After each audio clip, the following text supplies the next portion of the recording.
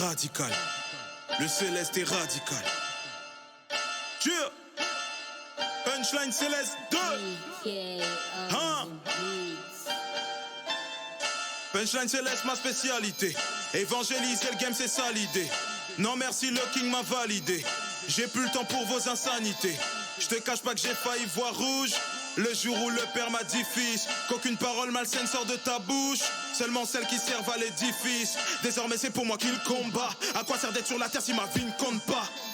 Je n'ai plus honte de l'évangile, car elle est une puissance pour quiconque croit. Oui, je suis radical, le feu sort de mes amis. C'est normal, entre l'homme et le diable, il n'y a pas de match amical, non. Je marche avec assurance, je ne suis plus influencé par la peur. J'ai reçu ma délivrance, le sang de Jésus parle en ma faveur. Je terrasse mes ennemis, à domicile ou en déplacement. Être plus que vainqueur signifie être au-dessus du premier du classement. Je ne connais pas l'esprit de timidité, je suis doté d'un esprit d'audace.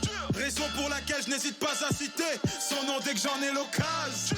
Par des moments difficiles je suis passé, suite à un violent naufrage.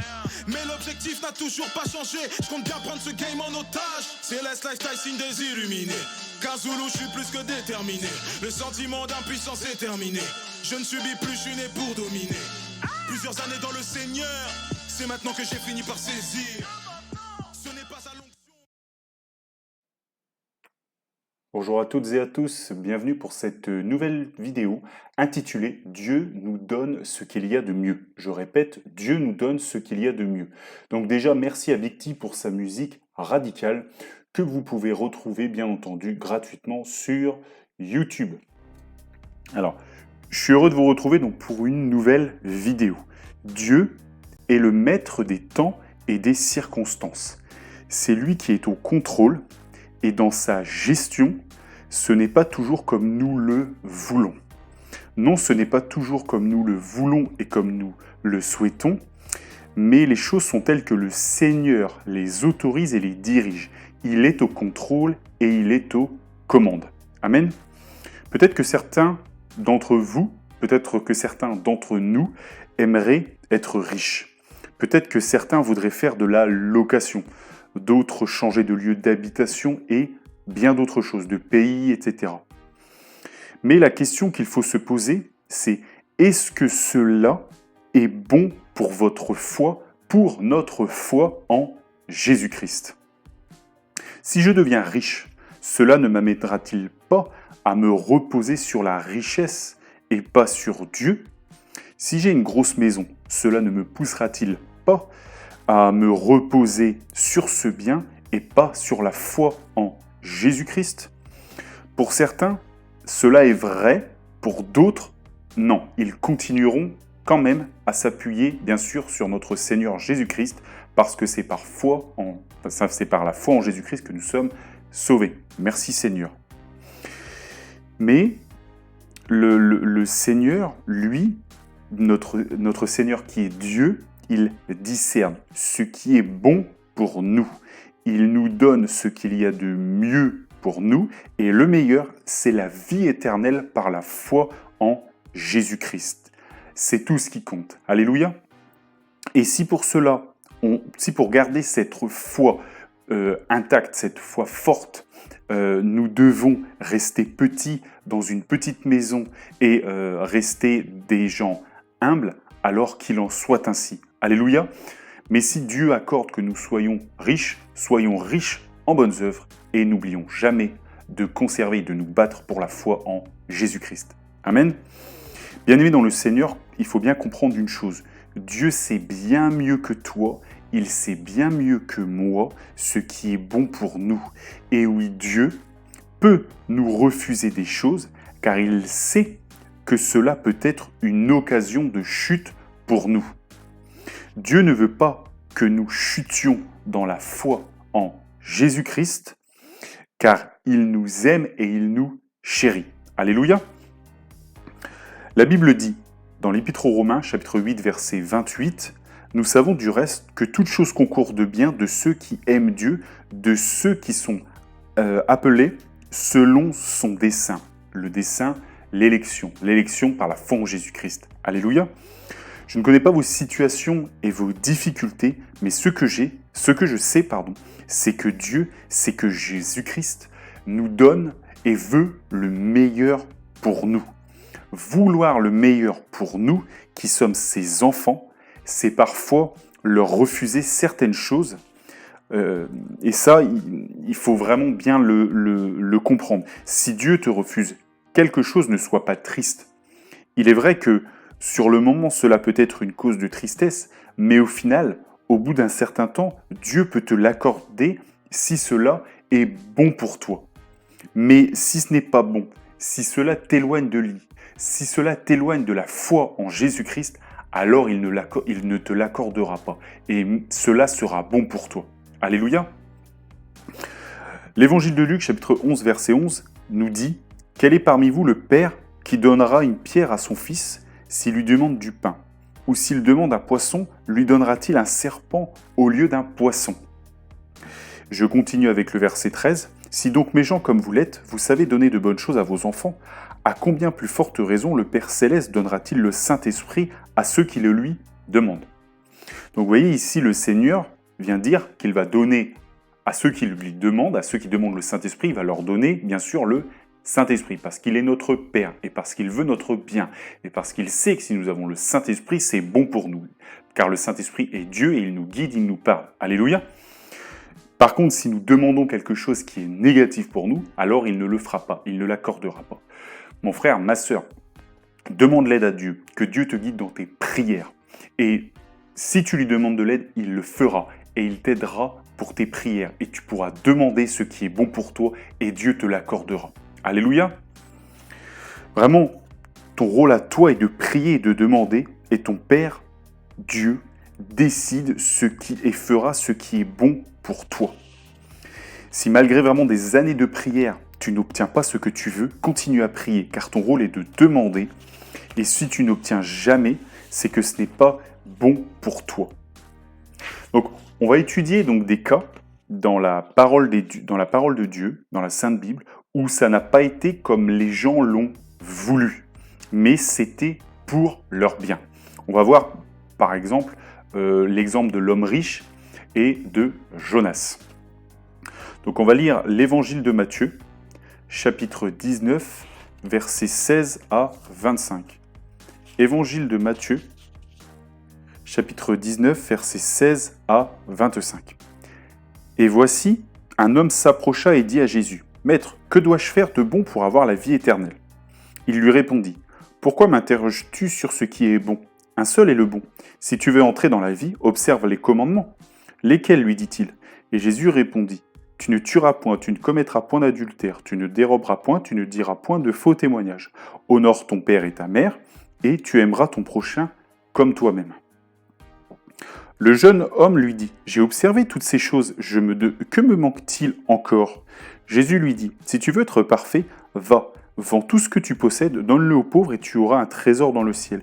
Puis viens et suis-moi. » Après avoir entendu ces paroles, le jeune homme s'en alla tout triste, car il avait de grands biens.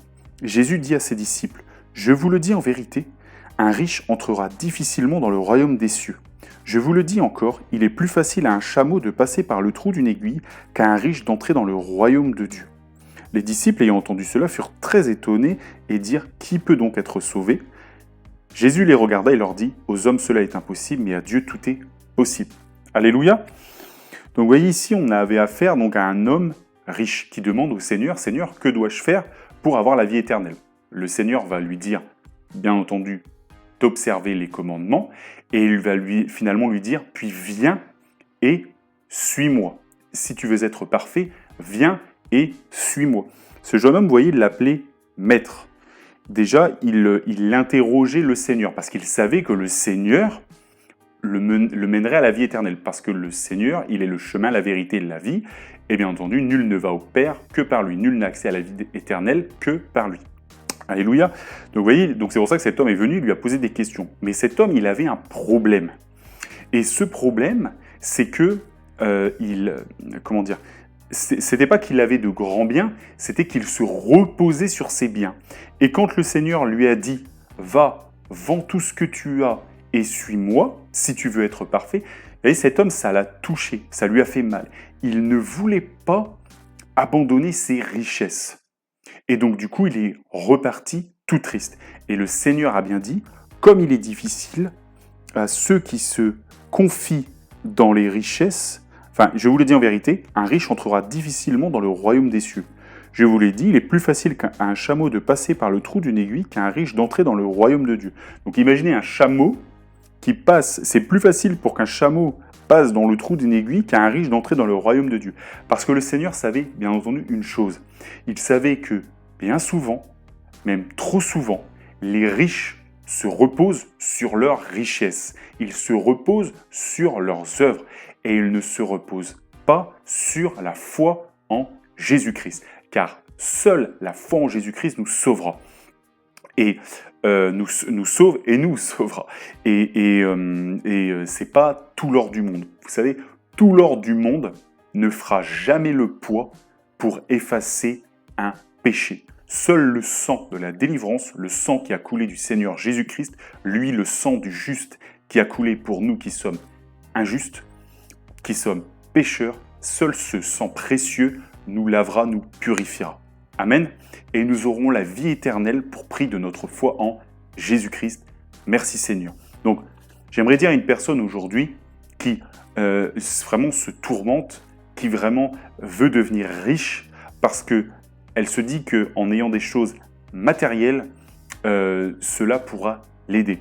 Mon frère, ma sœur, que le Seigneur te donne cette richesse, que le Seigneur te donne cette réussite.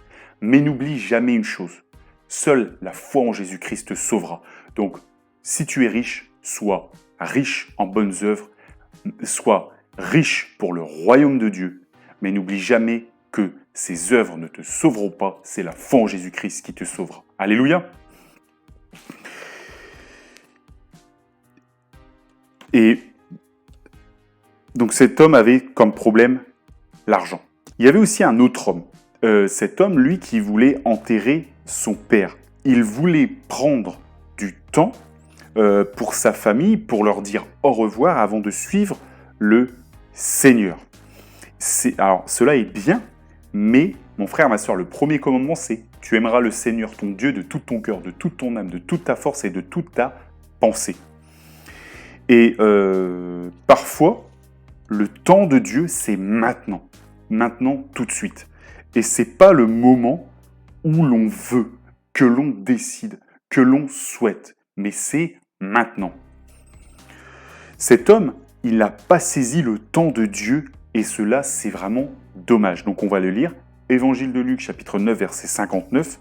Il dit à un autre, « Suis-moi » et il répondit, « Seigneur, permets-moi d'aller d'abord ensevelir mon père. » Et le Seigneur Jésus-Christ lui a répondu, « Laisse les morts enterrer leurs morts, viens et suis-moi. » Vous voyez, le Seigneur Jésus-Christ l'appelait à le suivre. Mais cet homme, avant de suivre le Seigneur, il avait dans son cœur, il avait sa famille. Il voulait aller voir sa famille. Il voulait faire ceci, il voulait faire cela. Il voulait faire comme il voulait. Mon frère, ma sœur, quand il y a des moments, bien sûr, on prend soin de nos familles, bien sûr, on prend soin de nos frères et sœurs, mais il y a des moments, c'est le temps de Dieu. Et quand c'est le temps de Dieu, c'est maintenant. Et il faut y aller. Et il faut prendre ce temps pour le Seigneur. Et vous voyez, cet homme a préféré sa famille au Seigneur, et le Seigneur l'a bien dit, celui qui ne m'aime pas plus que, il a même dit sa propre vie, n'est pas digne de moi. Donc vous voyez, et plus que ses frères, ses sœurs, etc., n'est pas digne de moi. Donc vraiment, vous voyez, parfois le Seigneur nous dit le temps c'est maintenant et il faut le suivre et il faut y aller.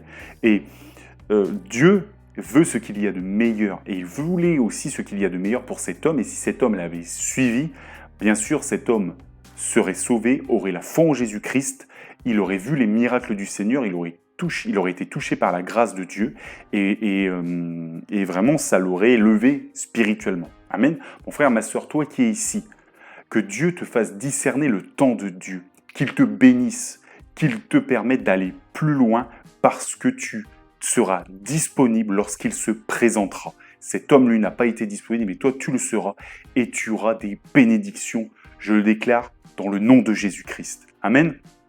Mais reste disponible. Dieu veut ce qu'il y a de mieux pour toi et cela suppose de la disponibilité. Amen. Et la Bible dit, nous n'avons rien amené dans le monde et il est évident que nous n'en rapporterons rien. Voilà, je suis sorti nu du ventre de ma mère et je retournerai nu dans le sein de la terre. L'Éternel a donné, l'Éternel a repris, béni soit l'Éternel.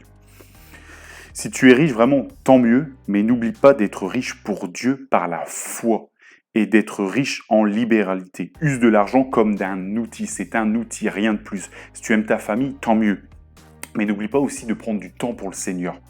N'oublie pas de lui consacrer du temps, d'étudier sa parole, d'avoir surtout foi en lui. Amen. Donc, vous savez, il y a aussi cette histoire avec le riche et le pauvre. On le voit donc notamment, je ne vais pas le relire ici, mais c'est dans l'évangile de Luc, chapitre 16, verset 20, où un pauvre nommé Lazare était couché à sa porte couvert d'ulcères. Donc il y avait le pauvre Lazare, il y avait un riche, et le riche qui menait joyeuse vie tous les jours, il y avait le pauvre, et au final, c'est le pauvre qui a fini dans le sein d'Abraham, parce que ce pauvre avait une chose, il avait la foi. Voyez, contrairement à cet homme-là qui se reposait sur ses richesses. Et ses richesses ont été une occasion de chute pour lui. Donc il vaut mieux être pauvre, mais il vaut mieux avoir la foi en Jésus-Christ. Vous savez, voilà. Donc, surtout à une autre époque où nous sommes beaucoup dans le matérialisme, ne jamais oublier ça. Ne jamais oublier ça. Et Dieu veut ce qu'il y a de mieux pour nous. Des fois, il y a des travails, on souhaiterait le faire, mais que la porte se ferme, parce que ce travail-là, finalement, va être une occasion de chute pour nous. Dieu est le maître des temps et des circonstances. Il ouvre les portes, il ferme les portes. Que Dieu ouvre les bonnes portes dans ta vie, ouvre les bonnes portes dans ta destinée. Que Dieu ferme les mauvaises portes dans ta vie et les mauvaises portes dans ta destinée, dans le nom de Jésus-Christ. Amen. Donc, vous savez, Dieu vraiment a dit de chercher premièrement le royaume de Dieu et tout le reste vous sera donné par-dessus. Donc, arrêtons de chercher la richesse, la richesse, la richesse. Cherchons d'abord le royaume de Dieu. Gardons confiance, gardons la foi et Dieu nous délivrera, Dieu nous élèvera, Dieu nous donnera ce qui est nécessaire. Et si nous ne sommes pas riches, tant pis, nous serons riches pour Dieu. Amen. Donc, encore une fois, ce n'est pas toujours comme on le veut, comme on le souhaiterait, mais c'est comme Dieu le veut et Dieu veut le meilleur pour nous. Et il l'a prouvé en allant à la croix, en portant nos péchés, notre condamnation. Merci Seigneur. Vous savez, il y a un autre homme pour qui ça n'a pas été comme il le voulait. Cet homme s'appelait Jonas. Donc on va lire Jonas, chapitre 3, versets 8 à 10, puis le chapitre 4 en entier. Donc Jonas, chapitre 3, versets 8 à 10, puis le chapitre 4 en entier. Que les hommes et les bêtes soient couverts de sacs et qu'ils crient à Dieu avec force et qu'ils reviennent tous de leur mauvaise voie et des actes de violence dont leurs mains sont coupables. Qui sait si Dieu ne reviendra pas et ne se repentira pas et s'il ne renoncera pas à son ardente colère en sorte que nous ne périssions point. Dieu vit qu'ils agissaient ainsi et qu'ils revenaient de leur mauvaise voie. Alors Dieu se repentit du mal qu'il avait résolu de leur faire et il ne le fit pas. Amen. Donc je vais m'arrêter là, je vais resituer l'histoire de Jonas. Donc Jonas, c'était quelqu'un où le Seigneur lui avait dit « Va à la cité Ninive, parce qu'elle fait beaucoup de péchés, etc. Tu iras au milieu de cette ville, tu vas leur dire que s'ils ne se repentent pas, c'est-à-dire s'ils ne changent pas leur attitude de péché, de désobéissance à Dieu, je vais détruire cette ville. » Et le Seigneur a fait cela parce qu'il voulait que les gens se repentent. Il voulait que les gens portent le sac. Il voulait que les gens changent leur attitude. Bon. Jonas a fini par y aller, a fini par le dire. Mais Jonas ne voulait pas y aller. Et au départ, il ne voulait pas y aller. Et donc, du coup, il a pris la direction opposée. C'est-à-dire, au lieu de prendre un navire pour aller vers la ville de Ninive et d'obéir à Dieu, il a pris un navire pour aller pour aller à Tarsis, c'est-à-dire à l'opposé. Bon, vous voyez, ça n'a pas été comme il voulait. Et donc, qu'est-ce qu'a fait Dieu? Dieu a envoyé une tempête, il a fini par être jeté dans la mer, pris par un grand poisson, il s'est repenti, il s'est repenti vraiment sincèrement, et donc le poisson l'a rejeté au bord de la ville. Alors, quelle leçon il y a à apprendre ici? Mon frère, ma sœur, Dieu veut ce qu'il y a de meilleur pour nous. Et ce qu'il y avait de meilleur pour Jonas, c'était d'aller à Ninive. Il n'a pas voulu y aller. Comme il n'a pas voulu y aller, il a désobéi, et il s'en est fallu de peu pour qu'il périsse. Mais Dieu lui a fait grâce, et Dieu l'a ramené à Ninive. Donc, il aurait été mieux pour lui d'obéir dès le départ. Ça, c'est la première chose. Deuxième chose, Jonas, le Seigneur a fait vraiment une grâce incroyable à Jonas parce que il a été utilisé par le Seigneur. Et Jonas a sauvé beaucoup de personnes en annonçant ce message parce que les personnes se sont repenties. Et on va lire le chapitre 4. Donc ces gens se repentent, ces gens se sont sauvés, Dieu ne détruira pas la ville, il revient de son ardente colère. Merci Seigneur.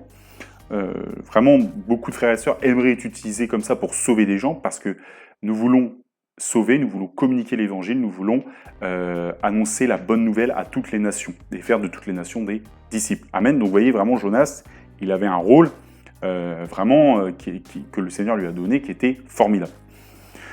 Donc je reprends Jonas chapitre 4. Cela des plus forts à Jonas et il fut irrité. Il implora l'Éternel et il dit « Ah, Éternel, n'est-ce pas ce que je disais quand j'étais encore dans mon pays ? C'est ce que je voulais prévenir en fuyant en Tarsis, car je savais que tu es un Dieu compatissant et miséricordieux, lent à la colère et riche en bonté, et qui te repent du mal. Maintenant, Éternel, prends-moi donc la vie, car la mort m'est préférable à la vie. » L'Éternel répondit « Fais-tu bien de t'irriter ?» Et Jonas sortit de la ville et s'assit à l'orient de la ville. Là, il se fit une cabane et s'y tint à l'ombre, jusqu'à ce qu'il voie ce qui arriverait dans la ville. L'Éternel Dieu fit croître un ricin, qui se leva au-dessus de Jonas, pour donner de l'ombre à sa tête et pour lui ôter son irritation. Jonas éprouva une grande joie à cause de ce ricin. Mais le lendemain, à l'aurore, Dieu fit venir un ver qui rongea le ricin, et le ricin sécha. Au lever du soleil, Dieu fit souffler un vent chaud d'Orient, et le soleil frappa la tête de Jonas au point qu'il tomba en défaillance. Il demanda la mort et dit « La mort m'est préférable à la vie. » Dieu dit à Jonas « Fais-tu bien de t'irriter à cause du ricin ?» Il répondit « Je fais bien de m'irriter jusqu'à la mort. » Et l'Éternel dit « Tu as pitié du ricin qui ne t'a coûté aucune peine et que tu n'as pas fait croître, qui est né dans une nuit et qui a péri dans une nuit, et moi je n'aurai pas pitié de Ninive, la grande ville dans laquelle se trouvent plus de 120 000 hommes qui ne savent pas distinguer leur droite et leur gauche et des animaux en grand nombre. » Alléluia. Donc vous voyez, le Seigneur va faire ici une leçon à Jonas et va lui dire « Il est normal le Seigneur est compatissant, il est miséricordieux. Et le Seigneur veut ce qu'il y a de meilleur pour nous. Et ce qu'il y avait de meilleur pour la ville de Ninive, c'était que les gens se repentent, parce que sinon le Seigneur allait frapper cette ville. Et donc du coup, il a envoyé l'homme de Dieu, il a envoyé Jonas pour qu'ils se repentent. Ils se sont repentis. Et là, Jonas a été irrité. Et le Seigneur lui a dit « Fais-tu bien de t'irriter parce que il dit « Je n'aurai pas pitié de Ninive, la grande ville dans laquelle se trouvent plus de 120 000 hommes qui ne savent pas distinguer leur droite et leur gauche et des animaux en grand nombre. » Notre Seigneur est lent à la colère et riche en bonté et en compassion. Donc il est normal que le Seigneur donne une chance pour que les gens se rachètent. Les gens se rachètent. Et donc ici, Jonas, ça n'a pas été comme il a voulu encore une fois. Lui, il disait « Ah, bah ça servait à quoi que j'y aille? De toute façon, tu es riche en bonté, tu es miséricordieux, donc du coup, tu les sauveras. » Mais le Seigneur demandait à ce que ces gens se repentent, à ce qu'ils ils prennent conscience de leur péché, qu'ils progressent. C'était pour leur bien.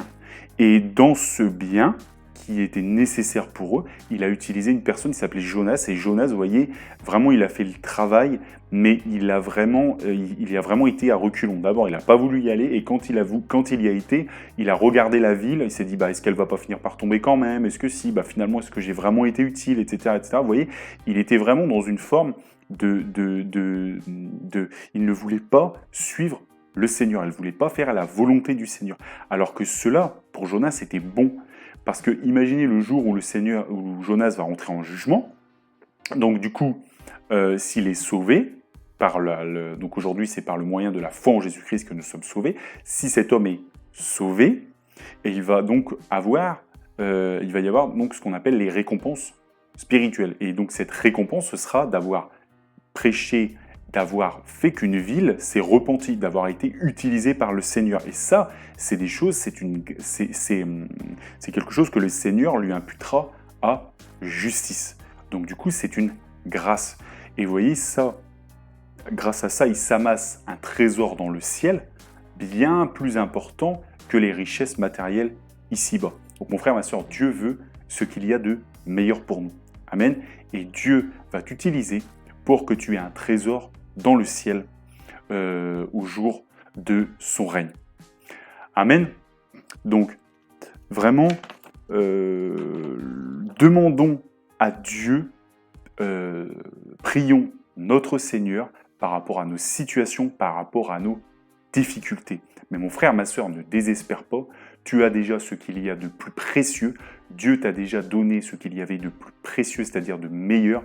Il te donne la vie éternelle par la foi en Jésus-Christ. Si tu as plus, parce que cela n'est pas une occasion de chute pour toi, tant mieux. Prie, demande au Seigneur. Mais sache une chose, si quelque chose t'éloigne de la foi en Jésus-Christ, il vaudrait mieux pour toi que tu ne l'aies jamais et Dieu ne te l'accordera pas. Amen.